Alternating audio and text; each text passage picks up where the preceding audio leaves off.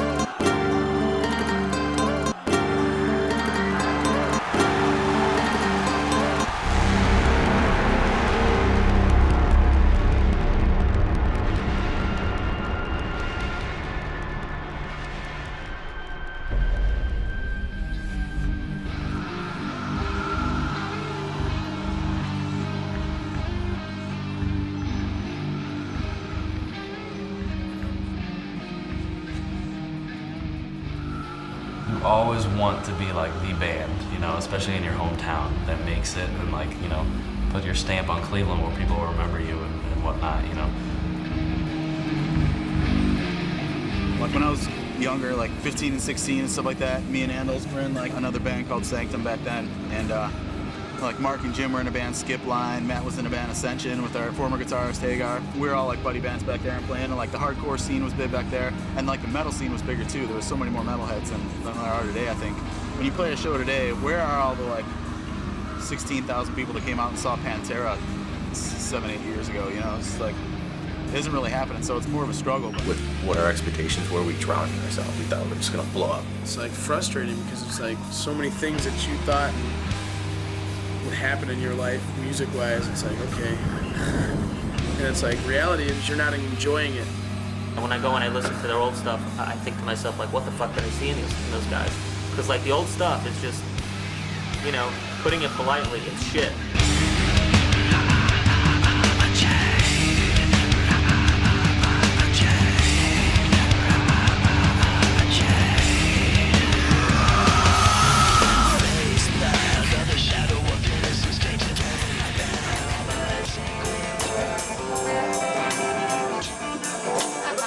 What if my stage presence is like that?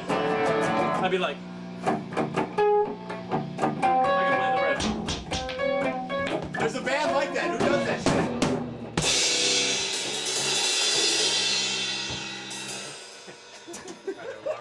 shit? That's always wrong. I still think we should walk in and be like, Rob, how you doing today? Yeah. No, we were just saying we could fucking like, Matt could come over to my house and be like, yeah, my mom said it's cool if he comes over and we'll fucking play video games at my house, you know? It's cool if you come over. I'll have to ask my dad. Yeah. It's cool though, you know, you want to stay over for dinner? They're gonna cook. That's what I'm saying, because we still live with our parents. I'm gonna go get my brother's car real quick. Parents? I'll see you guys. Mm-hmm.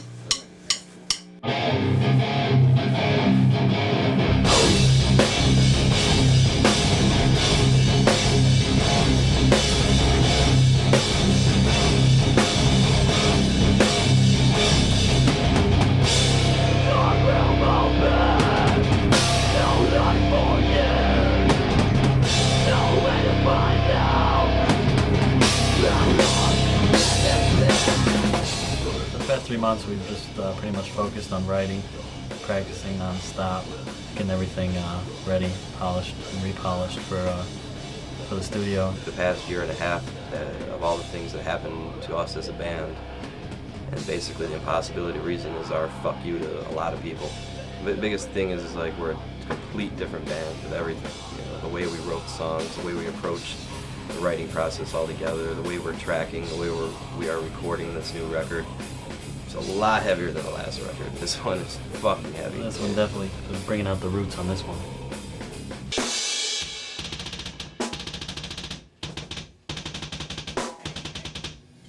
Can you go, dig it in, dig it in, dig it in, dig it in, dig it in, dig it in, dig it in, dig it in. That part? Like, for like 2 of them somewhere.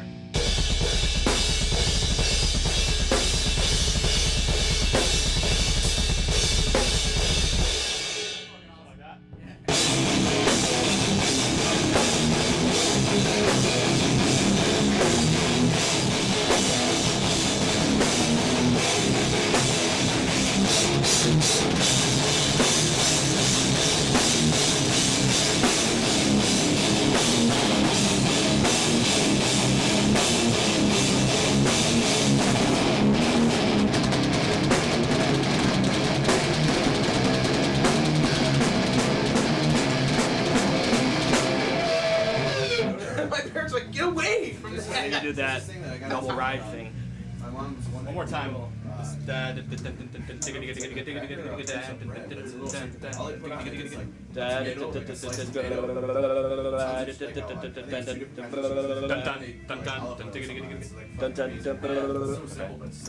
shit's good. Do you ever have the bacon covered water chestnuts? What are the songs that have the most weaknesses?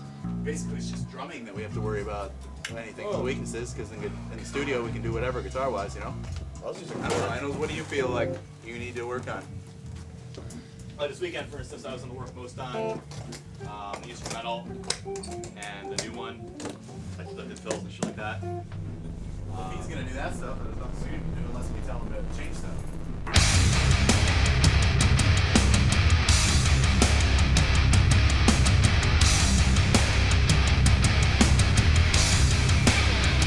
Oh, okay. I want to be more Christian-like and not say the F word, according to Rob. Fuck Rob. What, you're not gonna say the F word on camera, Rob? No. Sometimes I just want to beat his fucking ass, dude. Why, you don't say fuck a lot, dude? Fuck yeah. Exactly, fuck. Back against the wall forever, staring through the eyes of a criminal. Should we stop and get something on the way home? Or way to the studio to eat? I brought a lunch, pastrami and fucking salami. Get out of here, you faggot. I cannot wait to cut that fucking bunk hair. That's alright, dude. I can't wait to get you on a workout program. Dude, we will not work out. It's too.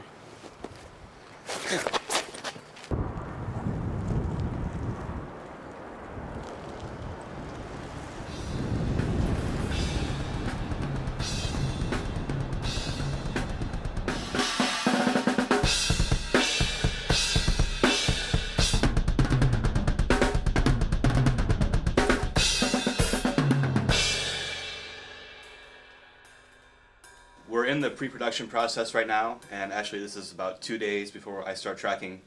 So the full band pre-production practice is over, and basically I'm just making sure everything that I have is tight, because you know I'm the first one to go in, and nothing else can happen until I finish my track. So everything's got to be smooth.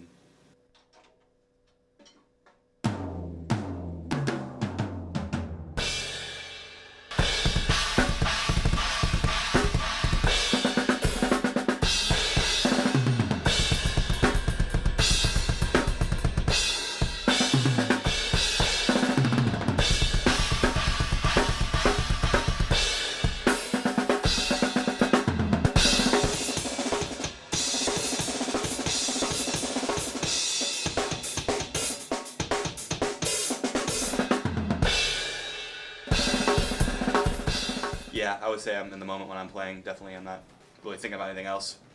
if you think about something else, then you make a mistake. So all you're doing is just playing and making noise basically, and just thinking, don't fuck up, don't fuck up, don't fuck up. That's the one thing I'm thinking about actually, is don't fuck up, don't fuck up.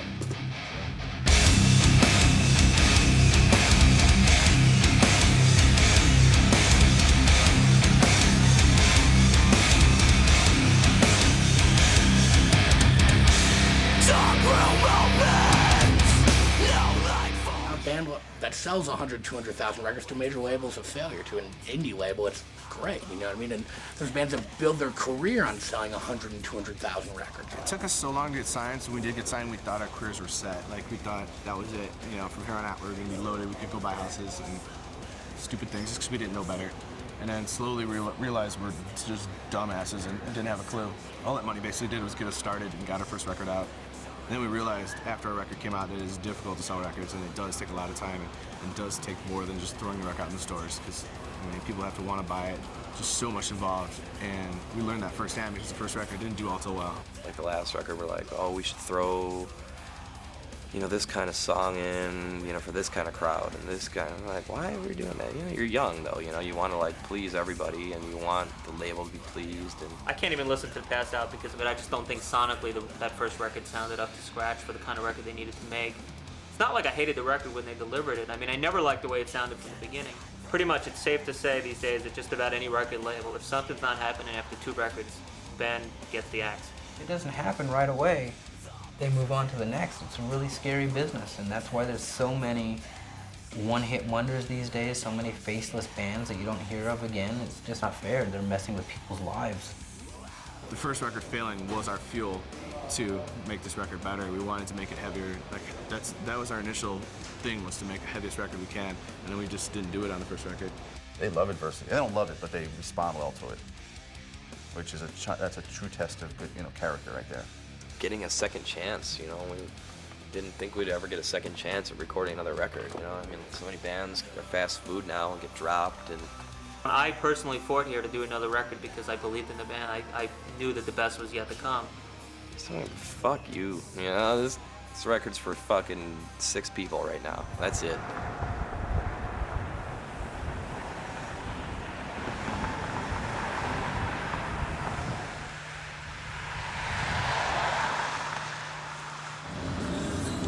We're going to the Spider Studios, where we're about to record The Impossibility of Reason.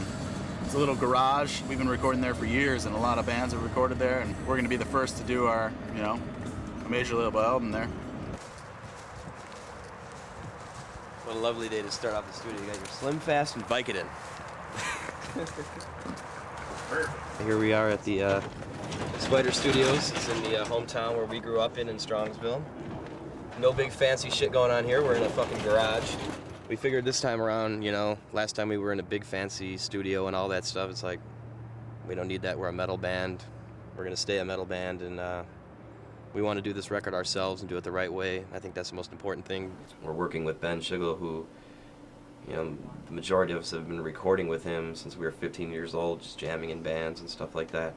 And we have a really good working experience with him, and he knows what we're all about. Will you do some windmills for me real quick, Handles? You're supposed to be in studio mode, not Fritz mode. Handles, we're friends. Handles, you're in our band. Handles isn't friends with us. Handles is in permanent Fritz mode. Handles, you're in our band. Hi, baby. Whether you like it or not. Yeah. If you click it, it's a warm-up. Your hair's looking good though. You should fucking record. You should play guitar. What a main! Handles gonna fucking fuck it up. Handles always fucks it up. We're hoping to get rid of him one day, for sure. You like Handles get pumped up. You're gonna fucking record. A fucking brand new album. So he doesn't care about anything. I just want to let you know, man, you're a fucking cool dude. What? He's looking at me so lost. You ready, Fritz?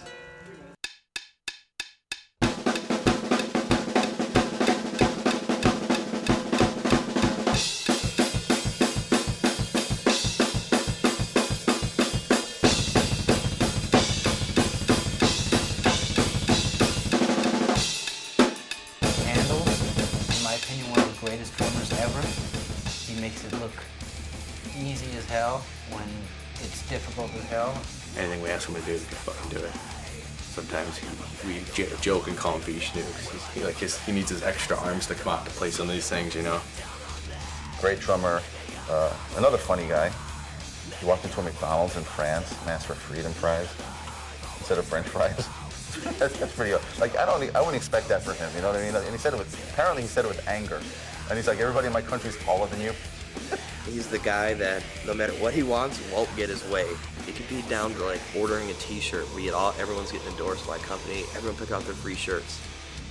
Of course, they won't have Andel's shirt, and that'll be the only one that doesn't get delivered. His double bass is out of control, man. I don't know how he plays the stuff he plays, and he wasn't playing double bass ever just like linearly. Like it was always like like weird like patterns, and that kind of stuff's hard, man. Like, and he's always like the dude like, you know, we're picking bunks to sleep in, or when we were in the RVs, everyone's picking out their plays. Of course, there's none left for Andel's, you know, because he's the dude on the floor, and it's like, why is that? You know, like he definitely nailed it. I mean, he would pretty much play his tracks and like might have like one little mistake here or there. You know, like he was pretty much like on it. He's probably the most talented musician in the whole band, but like he's just left out in the dust when it comes to everything. You know, but he's definitely without him, we wouldn't sound as good as we do. You know, like his drumming is just impeccable. You know, I'm not happy with my playing right now, and I want it to be like way better. I don't think I've improved. Probably since I left school was the last time I practiced a lot, and I think I really got a lot better. And I think in the last 5 years I've just kind of remained the same, and I want to be better. You know, I don't want to be the same. I think if you're not getting better, you're really getting worse.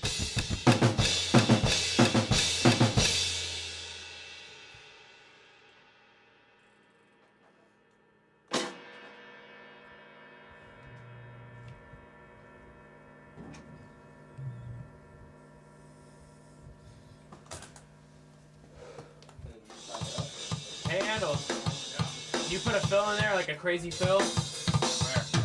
Watch.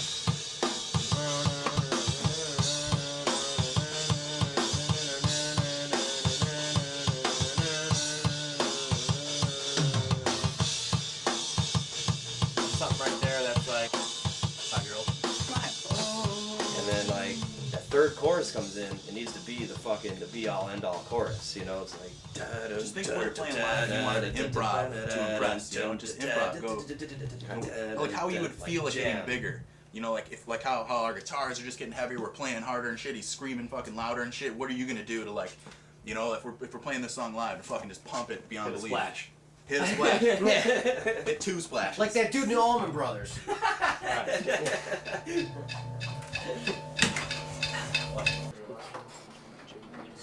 I like to talk about chicks that have big tits and big cunts and fucking Christies and also I have the Gene Simmons fucking Kiss fucking mojo, you know? Yeah. You know, just... I don't think we have enough time to talk about Jim. Here, when you just put the back in there. So in this section of the video, we're going over Jim's bass sounds, talking about maybe not even having to play on the record. He's got an ego, but it's a healthy, humorous ego. You know, it's not like an ego where like I need my own room. I mean, he's not like that. It's just funny because he's the kind of guy that'd be like, you guys would suck if you didn't have me. I wake up at 2:30, 3 o'clock in the afternoon, and then my day starts, you know? I left off where I left the day before, you know? The impossibility of reason for my bass playing has been a lot harder than I ever thought it would be because a lot of our stuff now is way more intricate than our last stuff. No. Okay. Bum, bum, bum. See right there. I know, I keep on fucking it up. Bum, bum, bum, bum, bum, bum, bum, bum, bum. There you go. There you go.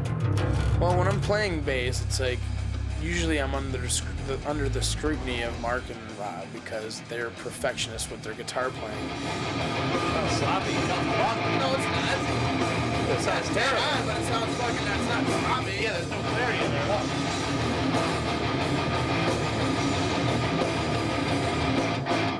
It sounds like that mess because all you're hearing is just crap. That's why I don't like inviting him in here. You know what I'm saying? Fuck, man. I mean, Jim still fucking sucks, but... You just ruined the whole fucking, like, mood, you fucker. No, but see, no, he doesn't suck, though. Like, he, like, has a great energy, though, he brings to his... He definitely plays with a lot of energy, you know what I'm saying? It comes through in his playing, you know what I'm saying? He might not always hit all the notes perfectly or whatever, but, I mean, he gives a fuck, you know what I'm saying? He still has the attitude when he plays, which is huge. I don't write the music, you know. I'm not the one that's creating this, you know. I'm just a part of it, you know, the creating vibe.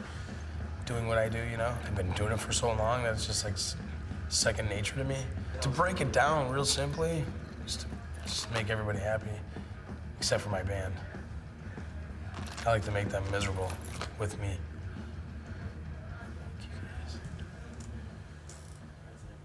All right. So what then we do is... Check this out. We can go. You know how we came out of that part? Out of the middle part? We can go. With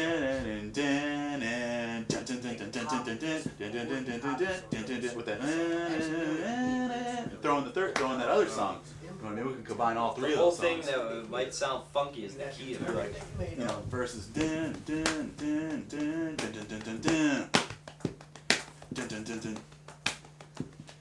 See what I'm saying? So the chorus is, instead of like flowing into a chorus like we do every song or whatever, it's just like a big breakdown where you can be like, come on everybody, grab the zippers of the guy next to you and pull it down. Start sucking.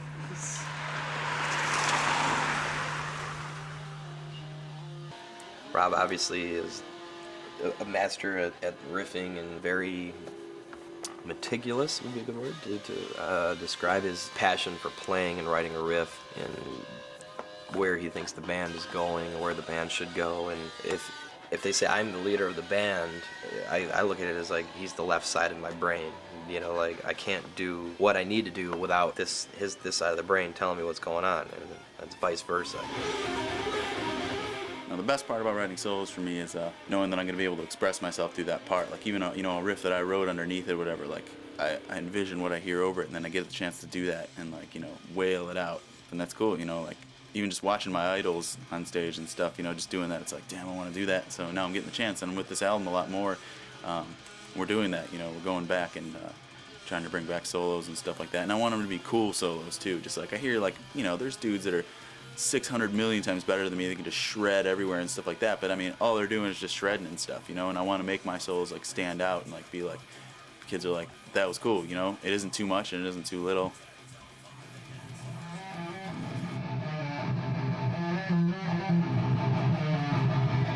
That's an awesome riff. Fuck yeah, listen to this cab now.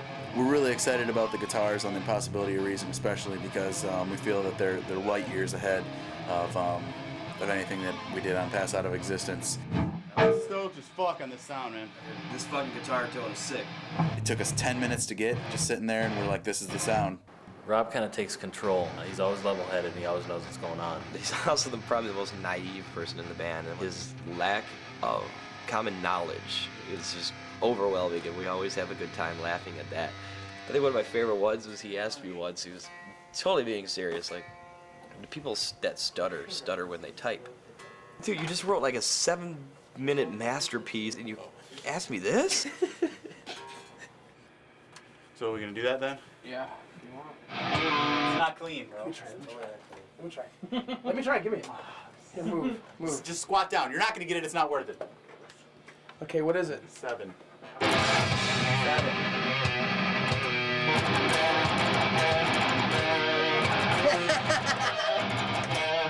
My biggest dream in life is to be successful through my music to the point where I don't have any worries. I'm not talking about being filthy rich or whatever that. I don't care about exceeding luxury by any means, but I want to be comfortable, and I'm hoping right now that music will be able to do that for me.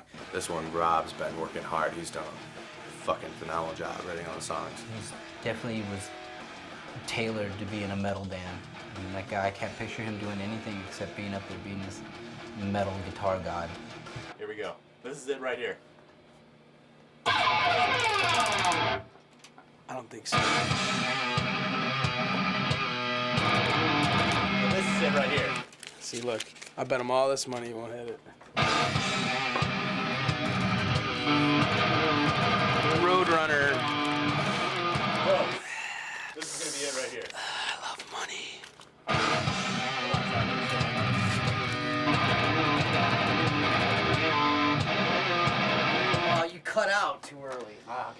This is gonna be it right here.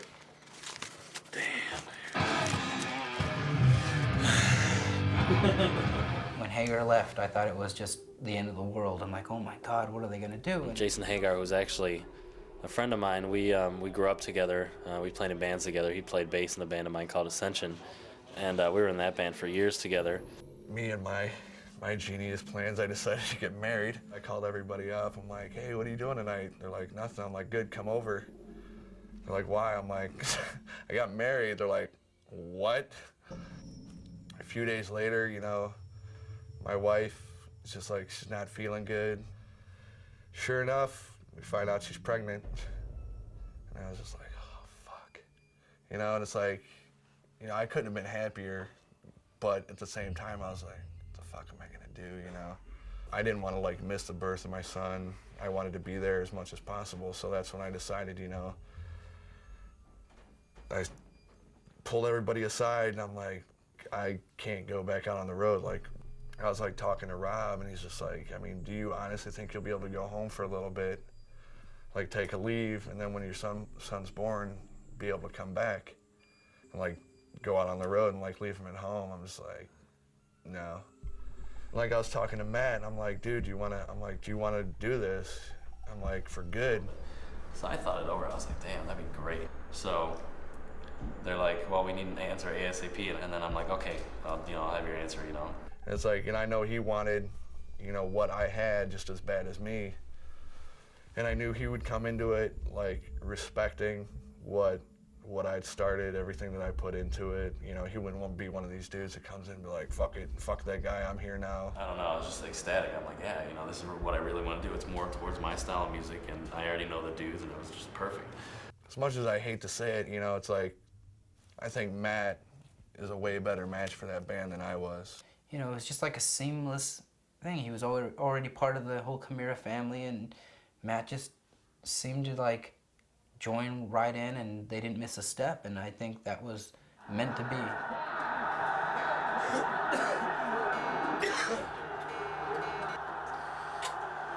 Alrighty, close enough for metal.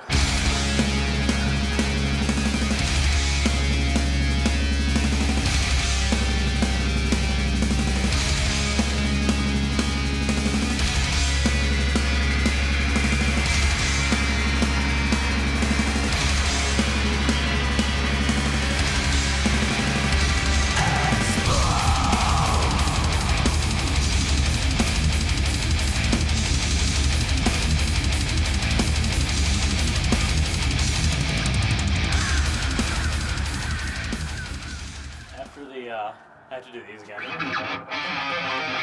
For which one? On the third chorus? Not that, the one I just did, but to the end part. Not the one you just did, but the end. Yeah, I love the recording process, but it's almost like you want to get it done and get that record out. So it's the last song I was tracking. Dehumanizing is one of my favorite songs on the album because I wrote most of it. Because I don't care how many takes it, takes. I just love playing it. So it was one of those songs where I'm just like, yeah, let's do it. And I love writing. I love writing brutal, like heavy. I like hooks, I like stuff where I can just be like, fuck, I want to kill people. I don't really care about the numbers or the money. I just want to be comfortable, and jam. It's all about music in the long run, and people don't realize that. They get caught up in all the fucking bullshit.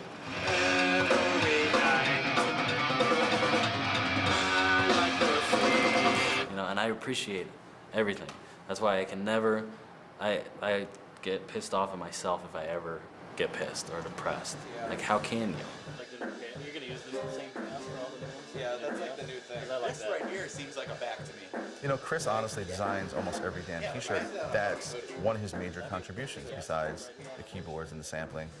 This one, there's like so many fucking ideas. That's cool. Like, it doesn't have to be Chimaira, Cleveland, Ohio. Like, I have it without these, without the star. I have just the skull, so I mean, you could piece it together. The comma kind of makes it bounce. Our name, and then maybe the name of the record, and that's it. Yeah. That's the shirt you like the most. You guys. I'm dead fucking serious about this. I know, I'm just waiting for you to say something. We're not fucking using pentagrams or 666s in anything. One, because my fucking name is represented with Chimaira, and I don't want any of that shit on our stuff. And it's like, that's totally, we could totally find something new. I mean, every band fucking does that. Let's use fucking let's use crosses and symbols of God. Lambs and doves. You know, as far as musical, I'm not the main contribution. I'm more of like, I just add another layer to it.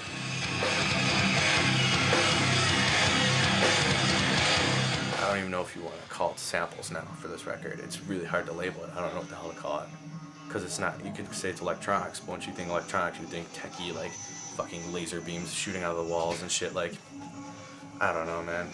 Add something else to it that's just not so basic that everyone else has. And a lot of bands like to add effects in the studio, and they can't do them live. And some people were like, where the hell is that sound? You know, I'll do that, you know, of course. That's my whole role. Working with Ben, he basically got me in the right mindset to do it. Like, I didn't really understand what kind of sounds to try to put over it.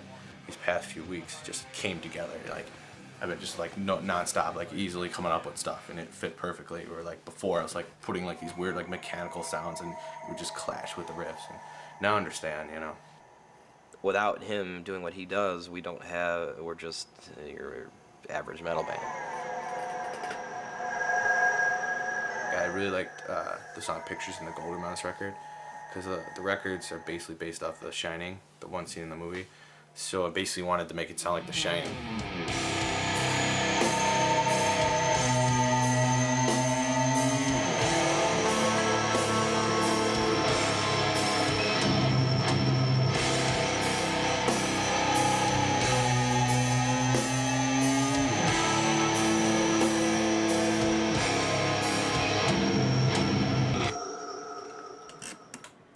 I'm the fucking boss, man.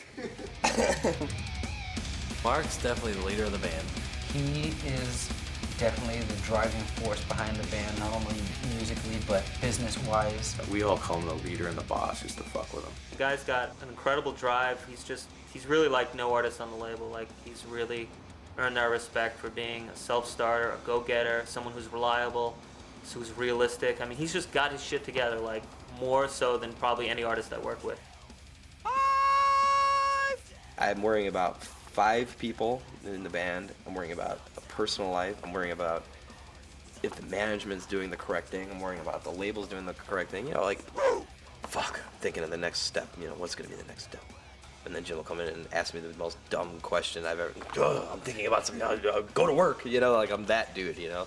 I'll hate him at first, but in the long run, I'll be like, that was a good idea. If you can get like a good take, you're set. That's like the most important thing is just getting like a good take.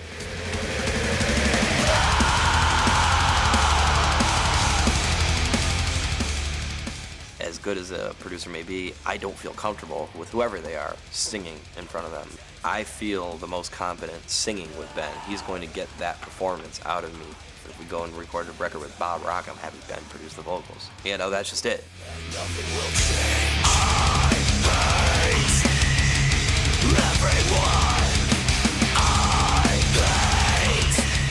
There's no grand scheme of things, there's no plot, you know. I'm happy. I've been happy for 10 years, you know, like, I guess the goal would be to stay that way.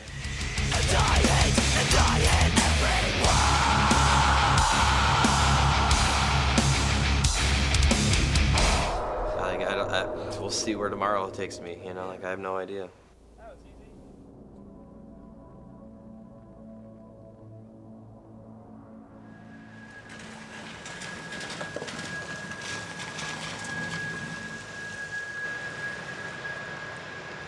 I hate thinking about this shit because it fucking sucks, and it's like it's ruining my whole fucking like listening to the CD because you're fucking. I didn't even want to talk to you about this shit right now. I just wanted to go listen to the CD in my car without like hearing any of this kind of shit.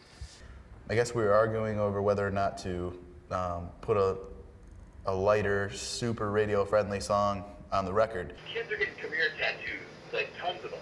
They're getting on their neck. People drive from Texas and Washington to our shows. We're starting things out like Metallica. The beginning of the fucking band, it was there. The singing was there. Pass Up in Existence had fucking Mark singing on it with like a bunch of different stuff. Like, I hated everything about the song. I hated the way it came out. I did not want Chimaira to represent anything like that. We're never going to have huge radio success, so we need to concentrate on show success. And that's what I'm saying, where when we have bunk songs like that on the record, it just You know, that's only going to make our album 70% good then, or 80% good. Or why not have 100% packed with head-banging material that are going to bring kids to our shows for life and make them lifetime career bands? Because we are a brutal band. We're not trying to cross over and be like, have a couple songs on the radio and not. Well, at least I'm not trying to. But I just can't stand that shit. The light stuff. I don't even like singing in songs or with my band or anything like that. I want to be a brutally heavy band. And I told myself before I recorded this album that I wasn't going to go out like that, like I did with Pass Out of Existence, where I pretty much kept my mouth shut, you know, about the game we had. But I don't want it to be like that this time. You already came in with the frame of mind, okay, we're going to write a couple radio tunes. If you guys are dead set against that as a band, not saying you are or you're not, and that's up for you guys to figure out, because 4 of you guys might be like, fuck, I want to play some mellow shit, some of you might not. I don't know.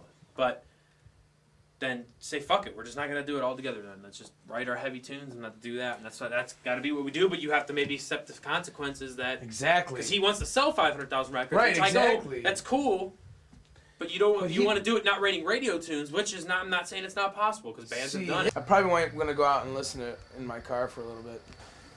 That smelled so good, Tony. Oh, you brought cheese over here? Oh, I got this cheese I stashed, man. Pecorino Romano, man.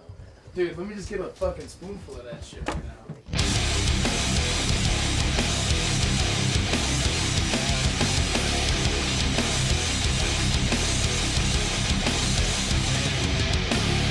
If you guys want to bill yourself as like the next Slayer or Pantera, you're not going to get to that status for another 10 years. It's like, you're in a catch-22, dude. It's like, you know?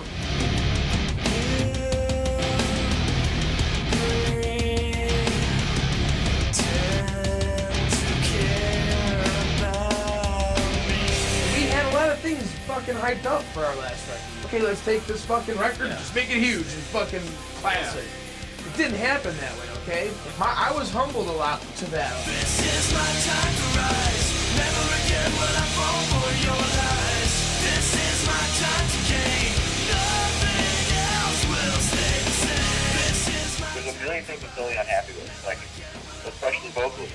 There's just like so much pussy stuff on there where it's just so like gay harmonies and stuff like that. It's like, I'm telling you, man, we're gonna fail. It's gonna be Pass Out of Existence too. You know what?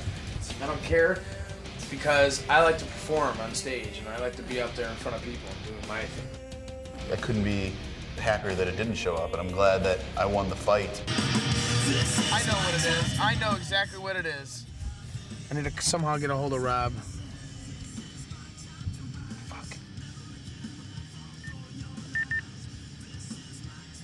It's because he doesn't have long hair. His hair, for that solo, he's afraid that, like, if this song would ever take off and do the potential of making a radio hit out of us or a radio band, his hair's not long enough now to hit that fucking note. The hair comes down, you know what I mean? It's like, that's what he's fucking missing. It's the fucking hair, dude. I'm telling you, he has no idea, like, how much he's fucking missing without having that hair. God, dude, I figured, see... If they would listen to me more. I think this record's definitely going to push everything to the next limit. I think that our fans are going to be in awe about it as far as how we've just elevated everything.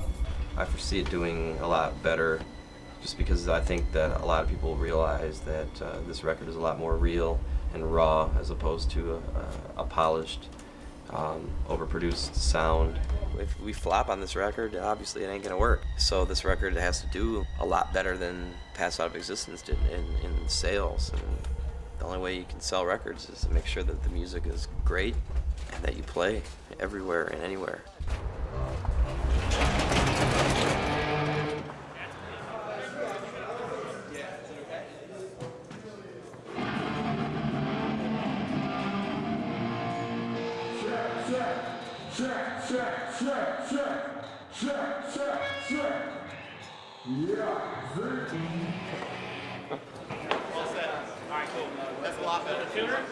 Christmas is here. It's got time for good cheer. Give me your beer and I'll fuck you in your rear.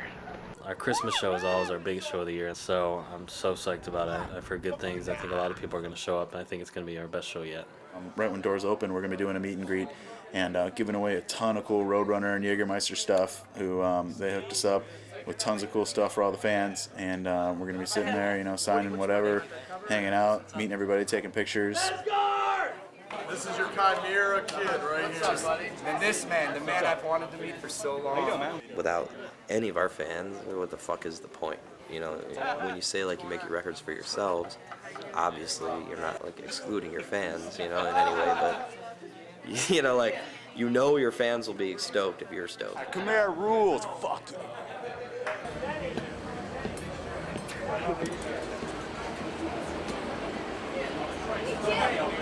Don't want to cramp up, dude. So hey, listen. It doesn't matter. You go out first, Matt. Yeah. No, Andos goes out first. You know what? You don't even get to go out. Just start silence when we're all out there, whatever. We're excited about the show on the 22nd because it's our annual Christmas show. You know, those are always a lot of fun. A lot of kids come out and support it every year, and it's just always great for us, and every year it gets better and better. And so, you know, we're hoping that get the same kind of reaction this time. We're going to be playing a ton of songs, mixing it up, older and newer stuff. It's going to be a great time.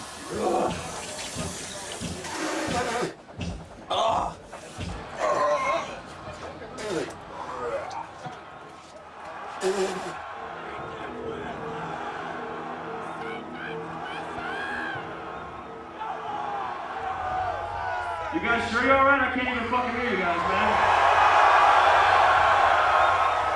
Here's the fucking deal tonight, man. I'm not gonna waste all your time sitting up here fucking talking out of my ass. What we're gonna do is play a whole bunch of songs for you guys. You guys enjoy yourselves tonight. Here's some bullshit for you.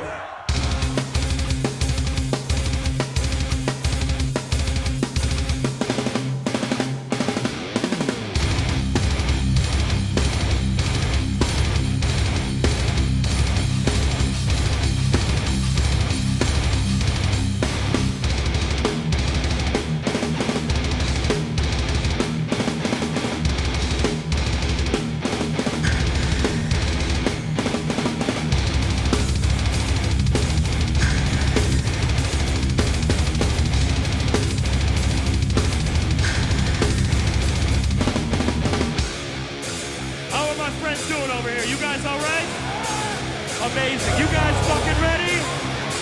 1, 2, 1, 2.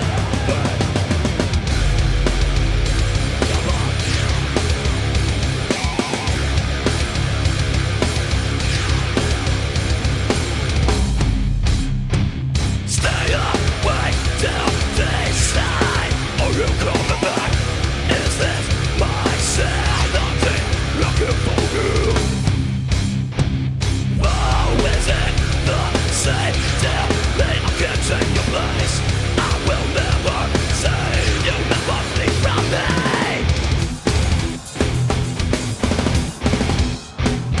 Silver, silver, silver, silver. Lead fucking drums, Mr. Handel Terran.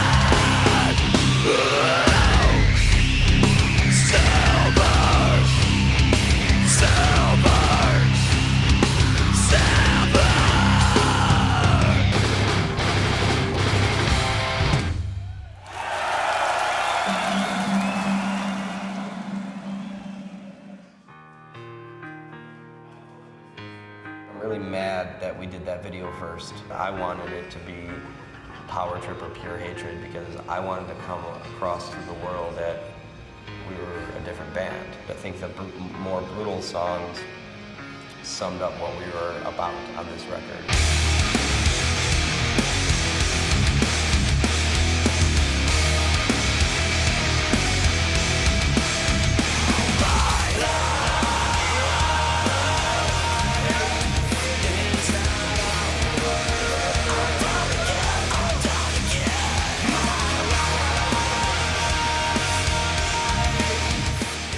light that was underneath the stage, it actually burnt out, and it like sparked up.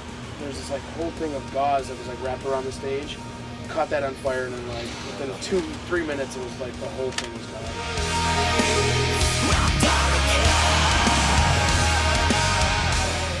What the video was supposed to be and what it turned out were completely different things.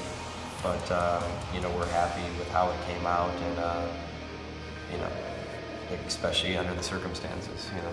It couldn't have come out any better. Guys, here at Tug Rock, I've got something a bit special because sitting right next to me is...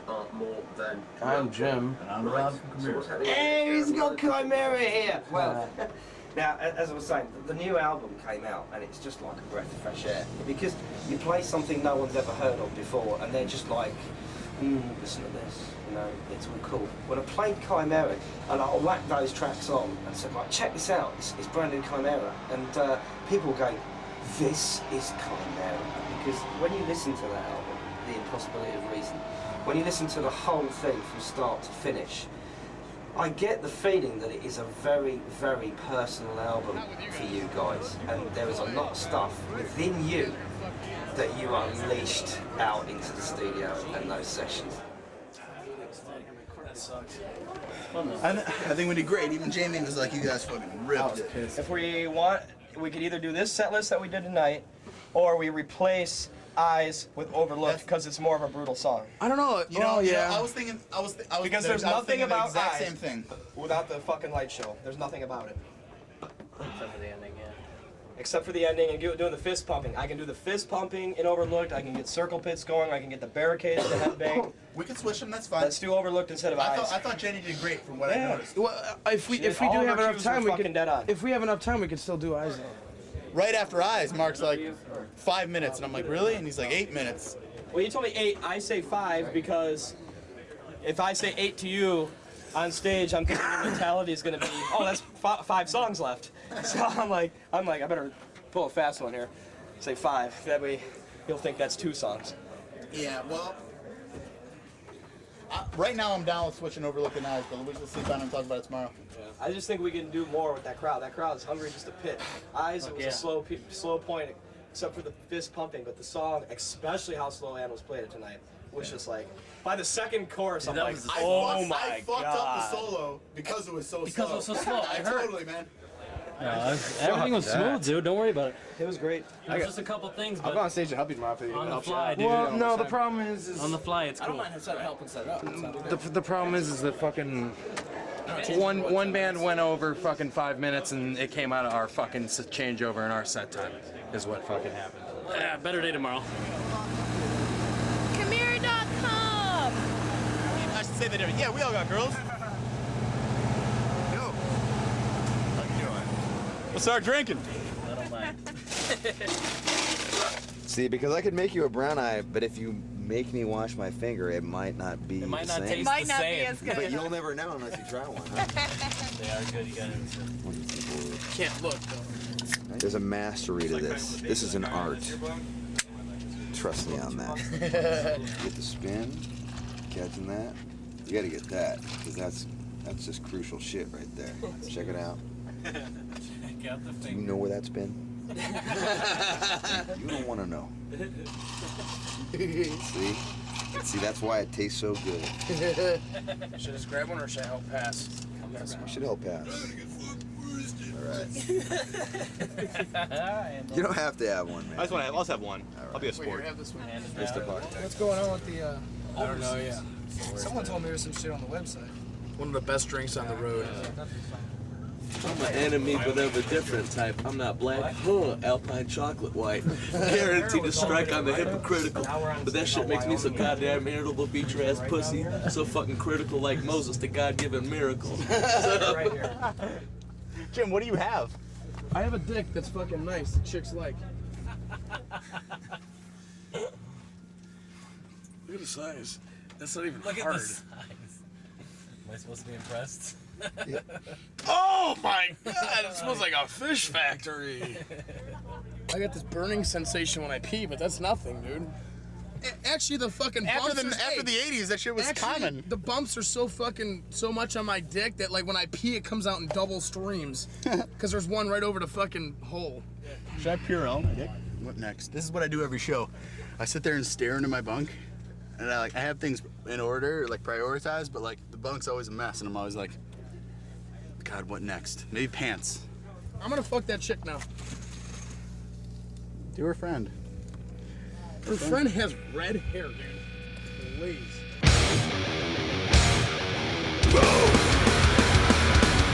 Getting back on the road is like everything that I like to do, being on the road touring.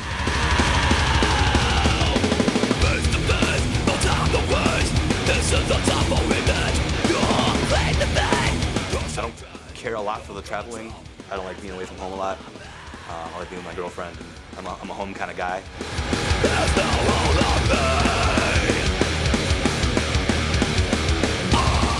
Like I toured with Slayer, you know what I mean? I toured with Danzig. I toured with on some pretty big tours, Machine Head, Fear Factory, you know? I want to be fucking old and decrepit up on stage and still fucking doing it. I just like hanging out. I like having a good time. I like going out every night.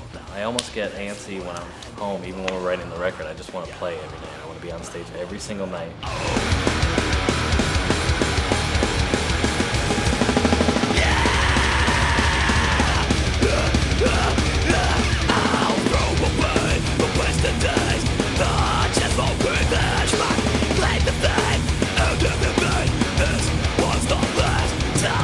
I love being in a different city every day.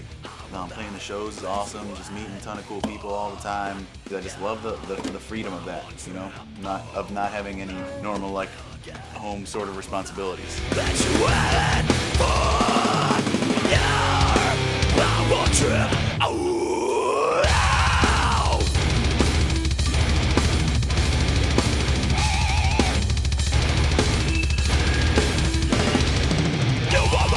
Basically just a lot of like routine to it, you know. All throughout that tour was like, oh great, we have to go to Europe after this. Back to the grind of this again, you know, great. We put on, you know, we put everything that we had in from our soul and body into a show.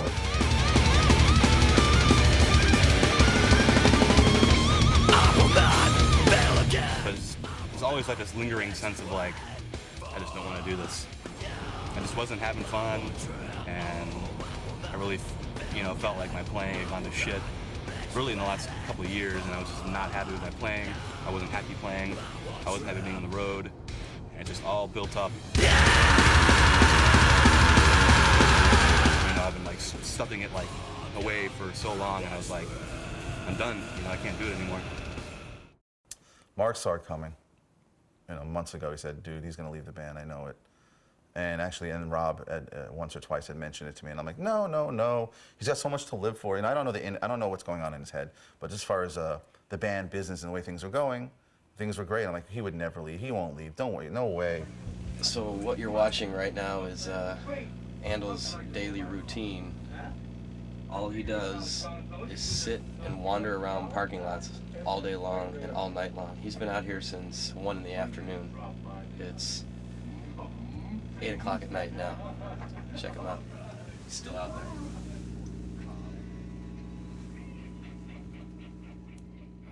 I've always kind of felt like, you know, square peg in a round hole. It just wears you out. It's draining. It has nothing to do with any of the guys or the music or anything. It's just a matter of me not being happy with the lifestyle. It's become a struggle just to get up on stage and play every night. I'm leaving the band, and basically I just feel kind of like it's time to move on, do something different. I figured, all right, well, I'll call our manager Scott and just talk to him and tell him how I feel. And like instantly when I started talking to him, I was just crying, you know, because it's so like emotional for me. And then when he called me, I was like, you know, wow. I was really stunned because the band, this whole record cycle reaching new levels, new heights. I'm like, this is the worst time to leave a band. There's nothing I can say that's going to make him want to stay. You know, it's like, what can I offer him? You know, if he's not happy, he's not happy. There's no way to make this situation right. So I asked him, you know, not to tell the band that I would, just in case someone took it the wrong way right off the bat and, you know, made it worse for him. I think Andals over the past 2 years, 3 years, has been completely brainwashed and has been force-fed, like, her fictional facts about why he shouldn't be in the band and why it's so terrible and makes it miserable for him to be on the road by calling him every day and telling him, oh, I miss you this, I miss you that, oh, you're not making any money, just giving him a guilt trip, all that sort of shit. And he's been fucking brainwashed. He's always been a weak, spineless person, but I've fucking loved him with all my heart, even though he never fucking called me or talked to me or do anything. But I've watched him fade away like a fucking heroin addict over the past 3 years, but in a different sense, in a love sense, a fake love sense that you're gonna realize when she breaks up with you that you're gonna have a million girls in your life and that was just one in the fucking basket. And now you're giving up fucking all this things that kids would fucking kill to be in your shoes for. You're giving it up for some broad that you're not gonna be with. There's Rob Arnold's fucking approach. Take it or leave it. I don't give a fuck what you think. You don't talk to me anyways. I don't care. Oh God, no, definitely not. No. It was just, you know, me. You know, it's all like how I felt, and you know, I got just way beyond burnt out of the whole situation. You know, it was nothing extraneous to that. It was all like, I don't want to do this anymore. Help. At first I felt betrayed, but then I realized he just wasn't happy, and I can't hold that against him. You know, his happiness is the most important thing, you know? He's a great guy. I fucking love Andals. He's just, you know, he's one of the fucking nicest guys in the world. Extremely smart. You know, it wasn't this. Now that I look at it after it happened, I was sad because I liked the guy, and like we would fucking talk and just, you know, talk about some crazy shit, you know, like about politics and stuff. And it was awesome, you know. We had some really good conversations about stuff, you know, and like got to absorb some of his knowledge, you know, and he got to absorb some of my knowledge. Fuck you, Andals. I'll kick your ass, dude, if you watch this. No, I love Andals. You just better hope that you better hope someone fills your shoes before you gotta go to Europe. I mean, there's you know, a lot of good things. Like, you go out and you perform, and people come to see your band, like, in all over the country, all over the world, and that's amazing. But I guess it kind of takes like a special kind of like nutcase, you know, in a way, to truly like love it and do it. Let your hair down and fucking do a couple shots, man, and just like see where the night takes you. You know, Andals would never try that stuff because I guess it just wasn't for him. And I still believe that had he indulged, he may have found some like in it.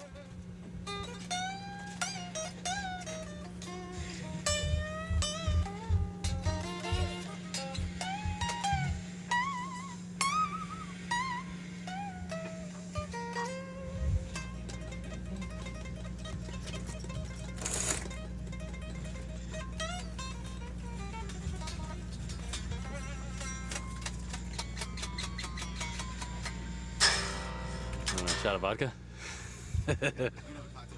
All right, cocktail? All right. Nice cold beverage.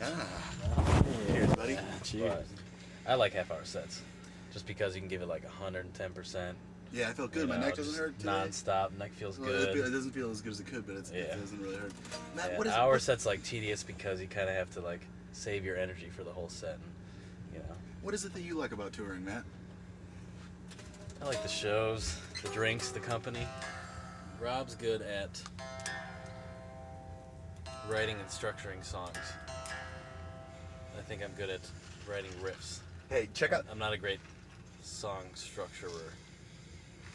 Is that a word? Okay, check this out. Look at this vocal pattern I got. Play this one.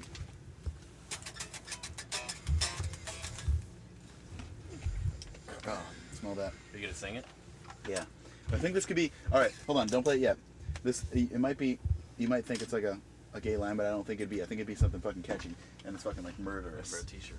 Oh man. Yeah. Oh, this would be a great t-shirt. Oh. Yeah. God awful. Something died in you. I don't know, man. I need to take a smash though. Yeah, you do. I can tell. You ready? Okay. You gonna play the drums too? Yeah. 1, 2, 3, 4.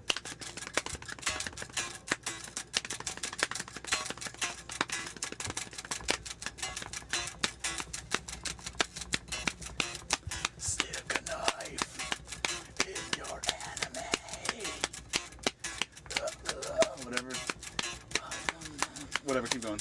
You know, the catchphrase. Stick a knife in your enemy. You know what I'm saying? Like, Yeah, that's stick good. a knife in your enemy. That's good. Is that about Hammer that one night in Chicago? Yeah, yeah. Or drum tech to stab somebody. What's your favorite thing to do in the back lounge? Ponder about where I'm gonna go take a smash. No, my favorite thing to do. My favorite thing to do in the back lounge. This is gonna be sad to hear, but is play Halo. It's not the answer I was looking for. Yeah, we won't go into that one. I got it. You don't do Alright, let's lose the dog and let's do some of that with the dog. You want to give me anything like, kind of like, you know. Give me the other one again. Right at me. Peter? We are a working force, so we didn't want to disappoint anybody and cancel any touring plans. We wanted to keep moving forward, touring on the impossibility of reason. So the immediate thing was to try to find some drummers that might be interested in that could handle the duties and play. You know, we wanted to get it done as quick as possible. We're not stupid. We know that there's plenty of people out in the world that can play this stuff. It was just trying to find the right guy that had the right personality and could play all of the stuff as well. Basically, we had to make a choice between two drummers. We had Ricky, who was in Soilwork, and a recommendation from Kerry King, who was Kevin Talley. He was the only guy Kerry could see playing for Slayer besides Dave Lombardo. There was no reason we shouldn't have taken this guy, but like we had already known Ricky pretty well, and we always thought he was awesome, and you know, something inside of us, we're always like, man, I wish this guy was our drummer, because he had such a passion and he like exploded when he was on the kit. And so it was just basically a choice we made based on a gut feeling. Hey Rob, this is Ricky. I need to talk to you guys later on. If this is still on and so on, I'm going to be over pretty soon, I hope, to rehearse with you guys. So I'm ready to go.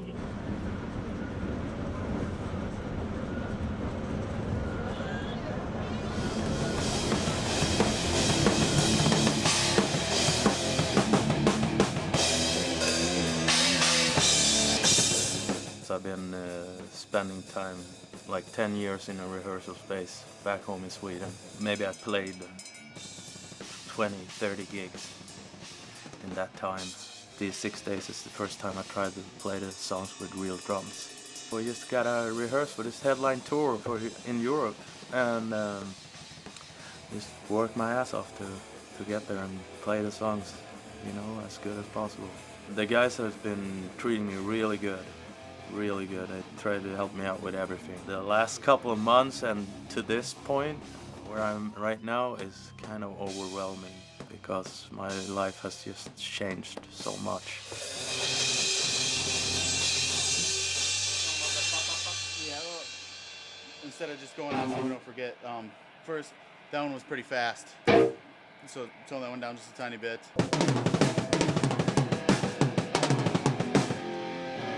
Are you okay? Yeah. You got a beat. No, I'm okay. It's just, I just want to do something good right now.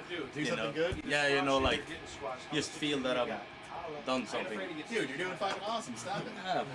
Listen, man. Yeah. Do you understand what it takes to come in here and do exactly what you're doing? You know, all we're doing is being like, you're fucking, you got the skeletons, fine. It's just the fills a little bit here and there and everything. Dude. You just sing?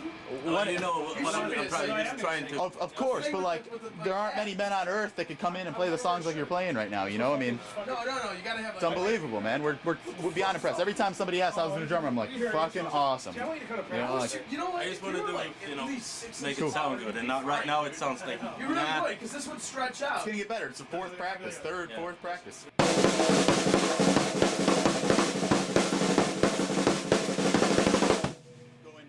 Rob and Mark has done a lot of the drum parts and so on, and they want it to be in a certain way, which is, it's harder to learn because when you just improvise all the time, you know, what comes out comes out. But I'm starting to get into that because he tries really hard every rehearsal. Let me just, me and you play it so I can tell you when the solo starts. He tries so hard, he's so much into the songs all the time that as soon as he hears something that he doesn't like or it's not supposed to be there, he stops the song, or he's just very much involved. That thing right there is the thing I'm talking about. That's at the very end, underneath. I know you're trying to pay attention to what you're doing, and so you're not even listening to me. But that particular fill right there shouldn't happen until towards the very end. I don't think I have been playing it the right stuff from the album. Well, like I said, I'd kind of like you to learn. It's not that it's hairy, but you get a little patch. What he did first, and then do what you want to do. You know, just so you know, because there's certain crashes that I want and stuff like that accent parts that I rhythm guitars over. That was you know in Jersey. The basic forms of the song, and I mean the number one on each beat is very important. But all these small things, I don't know, it's gonna be hard to remember everything. Sure. It's like as long as we don't spend too much time on those small things, as long as the whole form of the song sounds good. Okay. Because there's gonna be too many. I'm gonna try to remember it, but as long as we go forward to all. When we have all the songs down, I can start thinking about all that stuff. I try to remember everything. I'm a firm believer in if you practice something the wrong way, it's harder to change later. You know what I'm saying? So I'm thinking these little things that I mentioned, if you just start practicing with them, you'll remember them later. And yeah, it might come a little more natural. This conversation we're having right now, I bet you won't forget crashes again in that because we took time and talked about it. You know what I mean? Yeah. You're gonna remember now because you know. Yeah. Because maybe I spend more time thinking about those crashes than thinking about the whole song. But let's just do it. It'd be an exaggeration, but okay. You know. Let's do it. Yeah. By the time we had to ship out the gear and everything, I think we had 12 or 13 days for him to learn the whole set for the Europe headlining set, which is an hour and 15 minutes long. So we had to learn all the songs, learn all the transitions of the songs, the endings, everything like that, and it was just cramming it down his throat. Ricky's just one of those happy-go-lucky dudes. You know, he just wakes up, if he has coffee, he's stoked for the day. And he's such a good person, he's got such a good heart.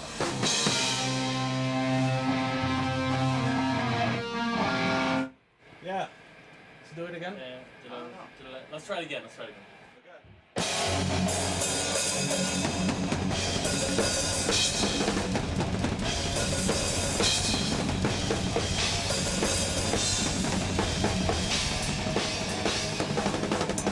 It's fucking hard too.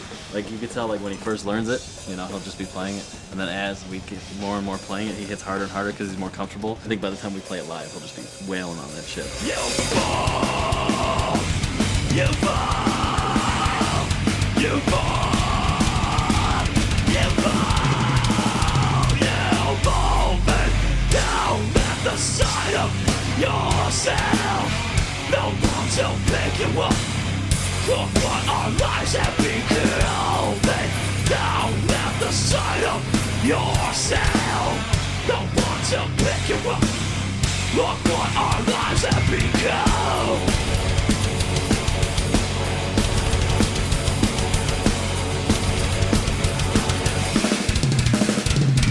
I steal from you as if it matters. No remorse to me, all the shit to come. Thought I knew the way, never followed you. From all time to move doesn't matter you. So what if I had my thing? You should realize that I'm already dead. I fall, I fall, I fall, I fall. I fall back down at the side of myself. No one to pick me up. Look what our lives have become. Down at the side of myself. No one to pick me up. Look what our lives have become.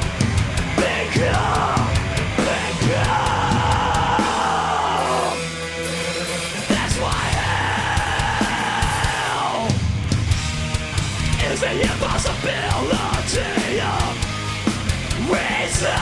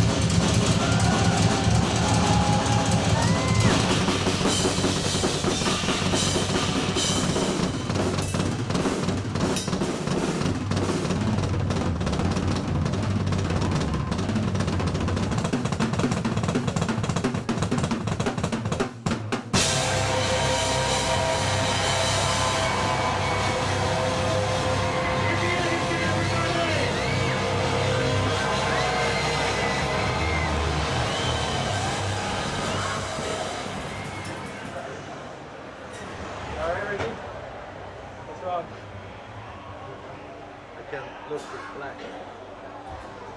Here, stop. Sit down, Ricky. I can't see you. Here, I'll come over. Sit down, Ricky. Sit down. There you go. Nice job, everyone. Exit 10. That's what we gotta do every night. I did damage my spine though. Ready? Slayer called. Scott's on the phone. We're doing Slipknot. Oh, yes. What slot? We're doing second. What? Let me start the tour. That's awesome. Will you come down there? How much are we getting paid? $10 a night? What do we do then? Absolutely kill you. Hey, do we? Come on. Tom.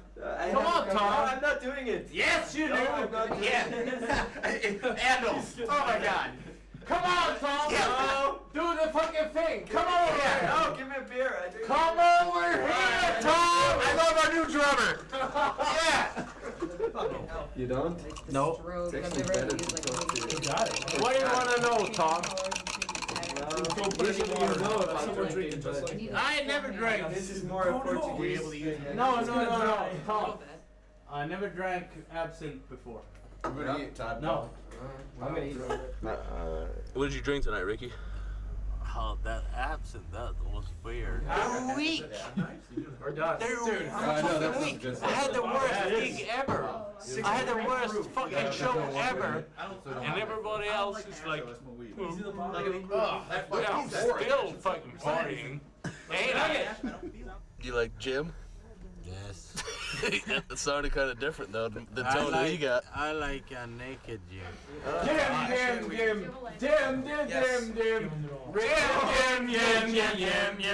Jim. He gives us Hammer. Yes. Take a good look at Matt. Hey, did you hear that, Ricky?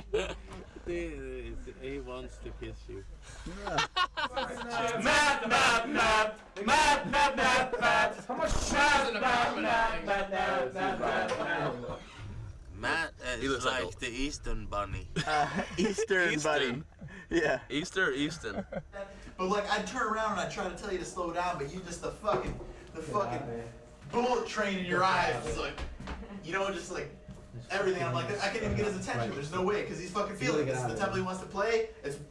We're gonna have to do something about it, but he's feeling it. He's got fuel under the fire. I can't explain it. I can't explain it. I think you're doing a fucking awesome job, and whatever it takes, how much time it ever gets, we're getting closer. Good. I'm glad you're not gonna quit the band. So you know what's gonna happen now, right? For those of you guys that don't know, the press, they call me Metal Moses. And for those of you guys that don't know what Moses did, someone informed me a couple days ago that he smoked weed. I didn't know that. But he parted the Red Sea. So tonight, Metal Moses is parting the heavy metal sea. Choose your side for the battle. I want you guys to get this fucking crowd split in half as far as fucking possible, my friends. Let me hear you guys over here. Now do you guys understand? Let me fucking hear you people. One more time. You guys stay there. Stay in your positions until I say so. You guys clear on that? Are you clear on that? Stay right the fuck there. All right. When this kicks in, I want you to put every fucking ounce of hatred in your fucking lives into this shit. Are you guys ready? 1, 2, 3, explode!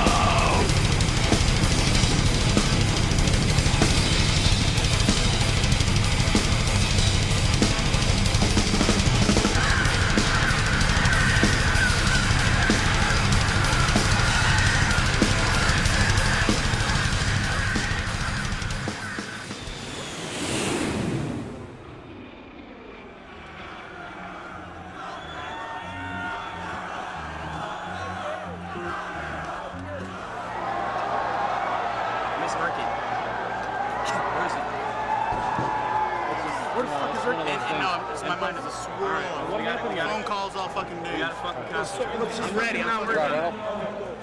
Where's Ricky?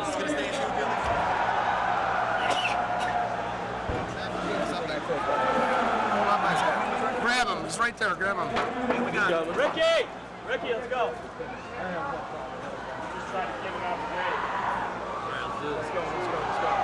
And come out fucking flying. You got Ruin tonight.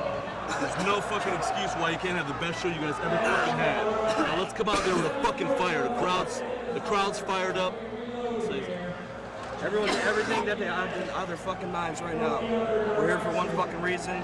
This is our fucking hometown. Why is this our home fucking town? Let's show the fucking bands what this fucking means. Alright? Fuck everyone on 3. No, fuck everyone's way better. Hate's for pussies. Let's go. Fuck everyone on 3.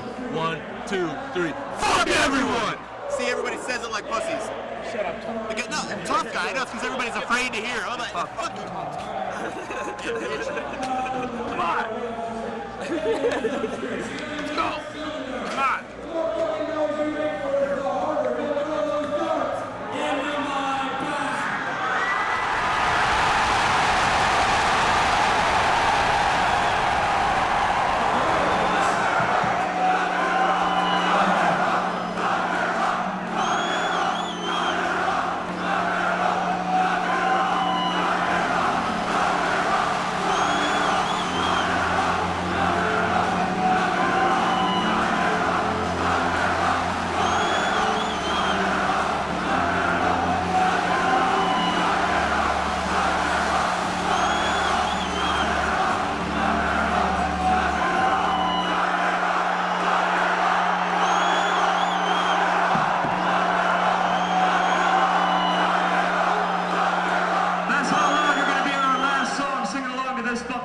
If you don't know the words yet, you're going to learn them really fast.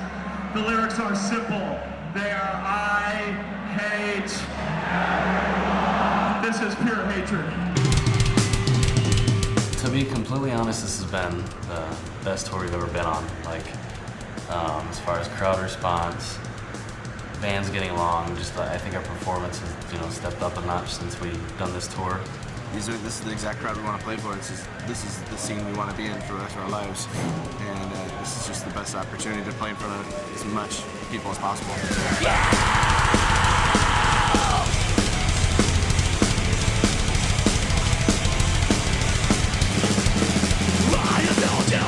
The tour's been awesome. I think that it's the best tour that we've ever done. I feel that we gained a lot of new fans. Made some really good friends. Just to see that many people go off is incredible. It was the biggest thing we've ever done in front of a hometown audience, and we proved to them that we would get out of the bar scene, at least in Cleveland, and make an actual national career out of ourselves, and that basically solidified it, and that we're not going anywhere anytime soon. And, we're gonna leave a mark for Cleveland for as long as we can.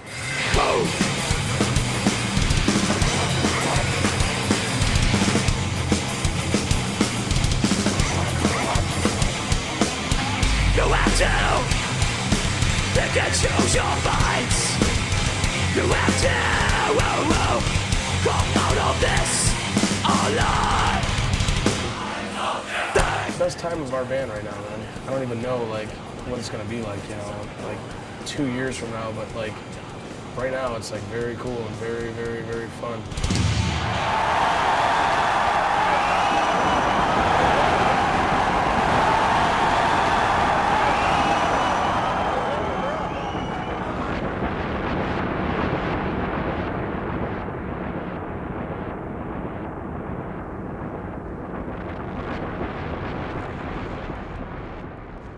Yeah, once again, there's been a wrench in the gears with Chimaira, and something or somebody always has to fuck something up.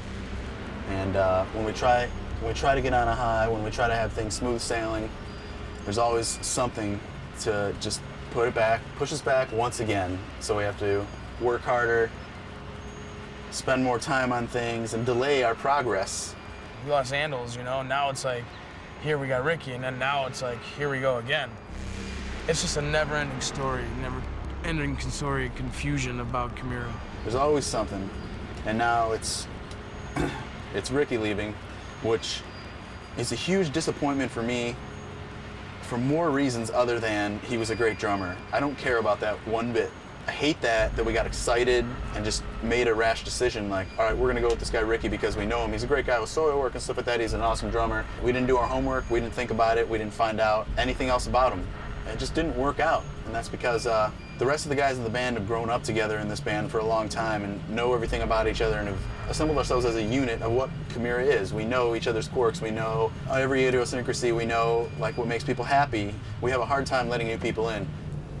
You know, me, Rob, Jim, Matt, and Chris, like, and even Andals when he was in the band, never really had like a temper or exploded about anything. You know, Ricky seemed to have some issues that were uncomfortable to him. You fucking assholes. That's the worst fucking crock of shit I ever heard in my whole life.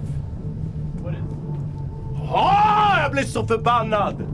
We didn't understand really how we were doing it, but like he would explode, and we didn't understand why. But he exploded to the point where it like completely scared the fuck out of us. You know, like what's wrong with this guy? You know, if this guy had a temper, or this guy, you know, may have not gotten our sarcasm, you know, he was still an awesome drummer, and it wasn't grounds to like, you know, get rid of him by any means. But like when it came down to this visa and the fact that he had these issues at home, you know, wanting to be with his family. That just makes sense to like, you know, both of us just part ways right there.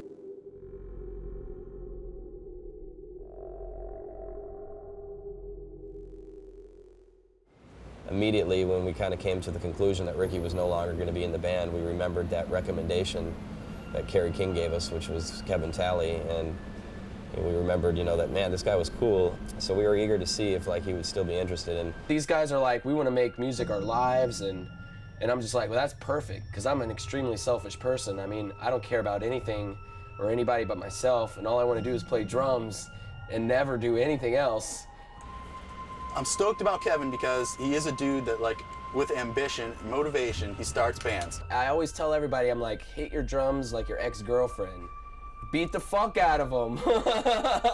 I'm just looking forward to the future of Chimaira. I have no doubts, no hesitation whatsoever that we can sit down and write the album that I think we need to write, and I want to write, and everything with Kevin. You know, is Kevin the future of Chimaira? I have no idea. You know, I mean, last time we said someone was in the band, it almost was like we're counting our chickens before they hatch. So I think, you know, basically we're going to do these tours, and I have no fucking idea if we're even going to be a band after that.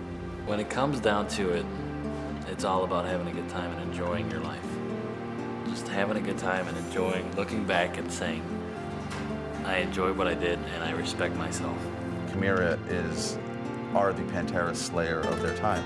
Down the line, this band's gonna be, I think, a historical metal band. I think they're gonna be considered groundbreaking, and I think they're just in the early stages right now of who they are. And I think they've got a lot of growing and a lot of evolving to do. My dreams are coming true, and it's like I'm in that stage right now where it's like, okay, are we gonna be legends, or are we just gonna be that band, you know? If they can just step up like they did from Pass Out to Impossibility, there's gonna be no stopping. They're gonna be like, you know, the next Slayer, as Kerry King says. If I were to die tomorrow, there isn't anything that I have not fulfilled. I think this next record they do is gonna do like what Rain and Blood did for Slayer. I think it's just a matter of time before everyone else sees it. They're hardworking middle-class kids from Cleveland who don't expect things handed to them. They really fucking work for it harder than most. Nothing's gonna stop them. Nothing.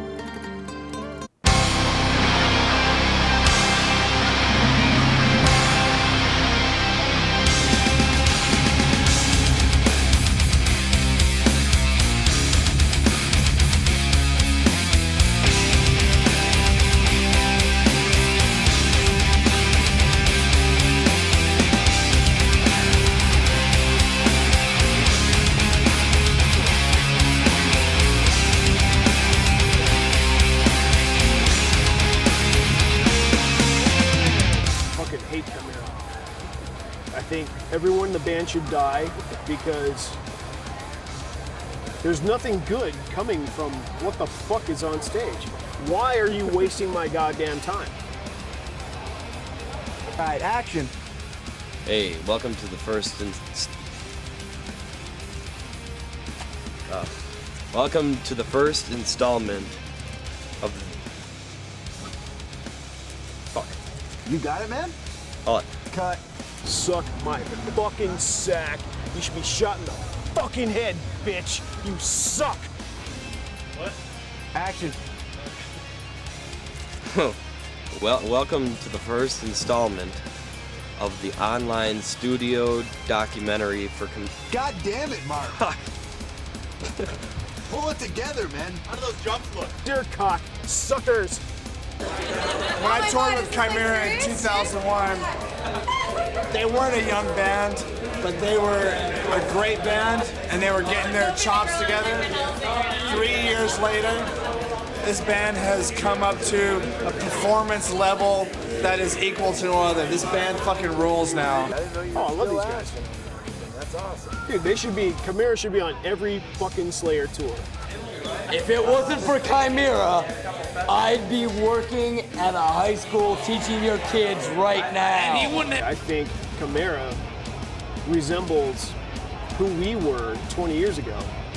And that's not saying they're going to be who we are 20 years from now, but I like what they're doing, and they remind me a lot of myself 20 years ago. Welcome to the first installment of the Chimaira online studio documentary, where we'll give you an inside look at the making of our new record, The Impossibility of Reason, Say with Fierce Emotion. Enjoy.